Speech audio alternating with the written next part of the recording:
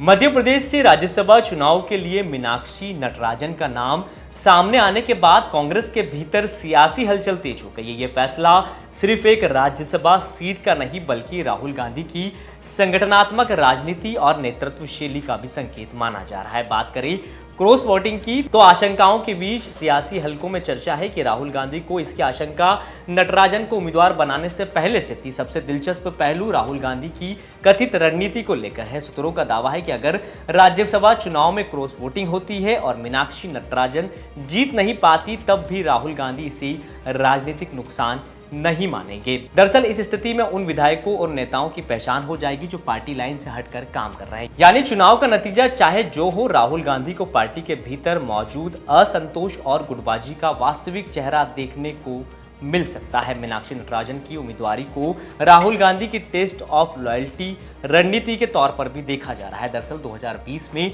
मध्य प्रदेश में कांग्रेस की सरकार गिरने के बाद कमलनाथ की राजनीतिक विश्वसनीयता पर सवाल उठे थे, जिसके बाद 2024 लोकसभा चुनाव से पहले उनकी बीजेपी में जाने की अटकलों ने राहुल गांधी को भी हैरान किया था। हालांकि कमलनाथ ने पार्टी नहीं छोड़ी, लेकिन आला कमान के स्तर पर उस पूरे घटनाक्रम ने उनकी स्थिति को पहले जैसी मजबूत नहीं रहने दिया। सूत्रों के मुताबिक कांग्रेस नेतृत्व के सामने दिग्विजय सिंह की कोई नकारात्मक छवि नहीं बनी है। पार्टी के मुश्किल दौर में भी उन्होंने खुलकर संगठन के साथ खड़े रहने का संदेश दिया। यही कारण है कि भविष्य में उन्हें संगठन या राष्ट्रीय राजनीति में कोई बड़ी जिम्मेदारी राहुल गांधी दे सकते हैं।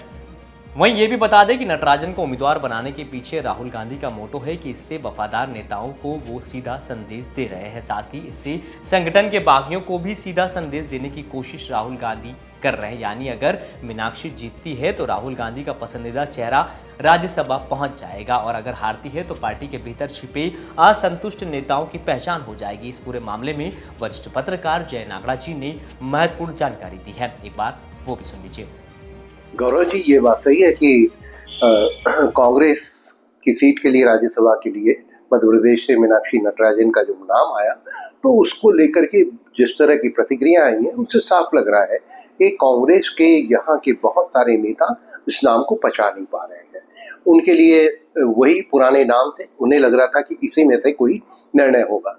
लेकिन राहुल जी ने जिस तरीके से एक ये नाम दिया है और इसको लेकर के बहुत सारे संकेत स्पष्ट मिले हैं। एक तो अब ये लग रहा है कि राहुल बहुत स्पष्ट संकेत देना चाहते हैं कि कांग्रेस अब छतरबों के भरोसे नहीं चलेगी, वह मूल विचारधारा के प्रति प्रतिबद्ध है और उसके लिए वे कहीं कोई समझौता नहीं करने वाले। एक बहुत दृढ़ता का परिचय उन्होंने इस निर्णय के साथ दिया।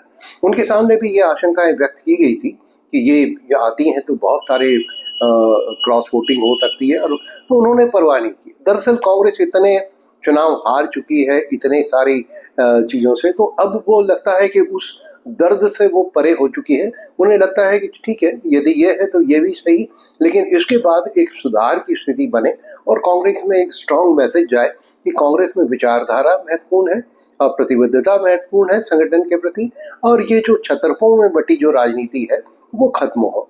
क्योंकि जब तक कांग्रेस एकजुट नहीं होगी तो कांग्रेस को खतरा अपने ही आपस के नेताओं की आपसी लड़ाइयों से। तो मुझे लगता है कि बहुत स्पष्ट संदेश उन्होंने मीनाक्षी नटराजन का निर्णय करके दे दिया है और वे इस बात के लिए भी तैयार हैं कि यदि वे चुनाव में जो भी परिणाम हो, क्रॉस वोटिंग हो तो भी चलेगा, तो उन्हें ये दांव पे भी लगाने में दिक्कत नहीं है।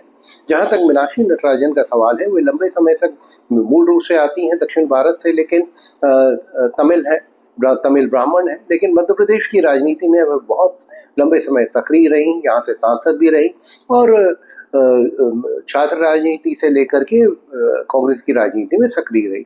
सबसे महत्वपूर्ण बात यह है कि वे कांग्रेस की उस गांधी विचारधारा के साथ में चल रही हैं और उनके करीबी लोग बताते हैं कि आज भी वो चरखा लेकर के चलती है। तो ये बहुत महत्वपूर्ण है कि आज के दौर में कोई कांग्रेस की उस गांधीवादी विचारधारा को अपने साथ। दूसरा, उनकी सादगी है, उनकी सरलता है और कोई अभी तक का कोई गंभीर आरोप नहीं है। दूसरा उन्होंने कोई अपना गुट बनाने की कोशिश नहीं की, कोई इस तरह का, और वो पूरी तरह से कांग्रेस के संगठन के प्रति समर्पित रही हैं। देश भर में जितने भी प्रशिक्षण शिविर हुए या कहीं जहां उन्हें दायित्व सौंपा गया, उसे उन्होंने बखूबी निभाया। वे तेलंगाना की भी प्रभारी रहीं और वहां भी उन्होंने कांग्रेस को जिस तरह के नतीजे मिले उससे हाईकमान संतुष्ट रहा। तो कुल मिलाकर के पार्टी ने यह देखा कि वे संगठन के प्रति समर्पित है, उस विचारधारा के प्रति समर्पित है, और कभी उन्होंने इधर उधर होने की स्थिति नहीं बनी।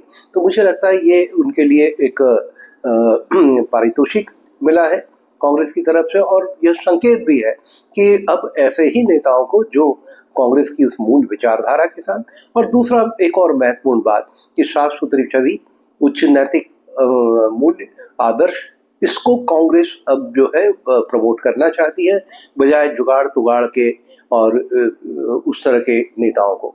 तो ये बहुत साफ संकेत है। इसे किस तरह से समझेंगे जो मध्य प्रदेश में कांग्रेस के लोग हैं। दूसरा एक चीज और कि जो कयास लगाए जा रहे थे कि जीतू पटवारी जी भी हो सकते हैं, उन्होंने ये साफ संकेत दे दिया कि एक व्यक्ति एक पद, यदि आप संगठन के लिए उपयुक्त हैं तो आप संगठन के काम को, और दूसरा आप जब तक परिणाम नहीं देते तब तक पार्टी हाईकमान आपसे प्रभावित नहीं होगा। तो अब वो दौर गया कि आप आगे पीछे घूम करके या उस तरह से किसी को प्रभावित कर लें। तो मुझे लगता है कि राहुल का बहुत स्पष्ट मानना है कि आप परिणाम दीजिए और उसके बाद में फिर आगे की स्थिति। और जैसा आपने कहा कि कमलनाथ जी की स्थिति, ये बात सच है कि कमलनाथ भी एक दावेदार थे, लेकिन कमलनाथ को कांग्रेस इतना कुछ दे चुकी है। वो केंद्र में मंत्री रहे हैं, लगातार मंत्री रहे हैं, मध्य प्रदेश में मुख्यमंत्री रहे हैं, संगठन के बहुत महत्वपूर्ण पदों पर। तो मुझे लगता है कि कांग्रेस उन्हें, और सबसे उनकी खराब स्थिति तब हुई जब उनको बीजेपी में जाने की लेकर अटकलें लगी और उन्होंने उसका दृढ़ता से मना भी नहीं किया कि नहीं ऐसी कोई संकेत नहीं। ये चीज जो असमंजस की स्थिति थी उसने उनके नंबर कम किए हैं। तो ये कमलनाथ के लिए एक कमजोर पॉइंट रहा, इसलिए आगे उनके लिए बहुत संभावनाएं दिखती हैं ऐसा नहीं लगता। जहाँ तक दिग्विजय सिंह का सवाल है, निश्चित रूप से उम्र एक महत्वपूर्ण अंक है, लेकिन उसके बावजूद वे लगातार सक्रिय है। मध्य प्रदेश की राजनीति में वे अभी सबसे ज्यादा मुखरित और सबसे ज्यादा सक्रिय नेता नजर आते हैं, और पार्टी लाइन को उन्होंने स्वीकार किया है। अभी जैसे ही मीनाक्षी नटराजन के नाम का घोषणा हुई, उन्होंने तत्काल इसका स्वागत किया। तो मुझे लगता है कि कांग्रेस हाईकमान इस बात को गंभीरता से देख रहा है कि इसकी क्या प्रतिक्रिया आती है और उसके अनुरूप वो आगे की अपनी रणनीति तय करेगा। जी, फिलहाल अब मध्य प्रदेश की राज्यसभा सीट अब सिर्फ एक चुनाव नहीं रह गई है, ये राहुल गांधी की उस नई रणनीति की परीक्षा बनती देखी जा रही है, जिसमें व्यक्तिगत वफादारी, संगठनात्मक अनुशासन और वैचारिक प्रतिबद्धता को सबसे ज्यादा महत्व दिया जा रहा है। आने वाले दिनों में ये साफ हो जाएगा कि ये दांव कांग्रेस को मजबूत करता है या फिर पार्टी के भीतर नई खींचतान को जन्म देता है। वहीं अब ये भी देखना होगा कि जीतू पटवारी, जो वर्तमान में कांग्रेस प्रदेश अध्यक्ष है, वो क्रॉस वोटिंग को कैसे रोक पाने में कामयाब हो पाएंगे। मध्य प्रदेश से जुड़ी तमाम खबरों के लिए आप देखते रहें एमपी तक।